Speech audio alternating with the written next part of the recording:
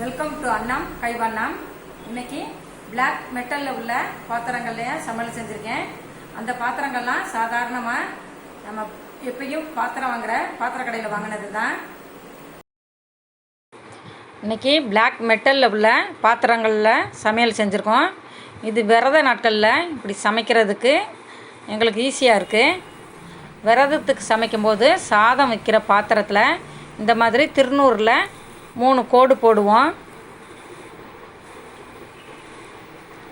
இன்றைக்கி காரக்குழம்பு வச்சுருக்கேன். நம்ம விரதத்துக்கு சாம்பார் கூட வைக்கலாம், ஆனால் நான் காரக்குழம்பு தான் வச்சுருக்கேன். இது பிளாக் மெட்டலில் உள்ள பாத்திரம். ரசம் வச்சுருக்கோம்.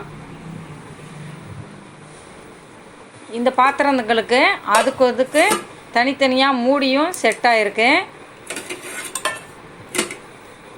விரதத்துக்கு வச்சுருக்கனால இந்த பாத்திரத்தை மற்ற எதுக்கும் யூஸ் பண்ணாமல் இருக்கிறதுக்கும் எங்களுக்கு வசதியாக இருக்குது. கீரையும் பருப்பும் போட்டு கூட்டு வச்சுருக்கேன். அப்பளமும் வடகமும் வறுத்து வச்சுருக்கோம். இதில் தயிர் வச்சுருக்கோம். இதுவும் பிளாக் மெட்டலில் உள்ள பாத்திரம்.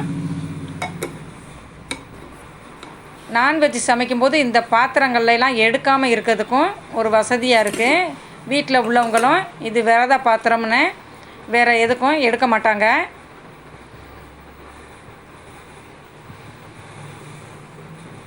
இந்த மாதிரி விரத நாட்களில் இந்த பாத்திரங்களில் சமைக்கிறதும் எங்களுக்கு வசதியாக இருக்குது. இந்த வீடியோ உங்களுக்கு பிடிச்சிருந்தா லைக் பண்ணுங்கள், ஷேர் பண்ணுங்கள், கமெண்ட்ஸ் பண்ணுங்கள், சப்ஸ்கிரைப் பண்ணுங்கள். அடுத்த வீடியோவில் பார்ப்போம்.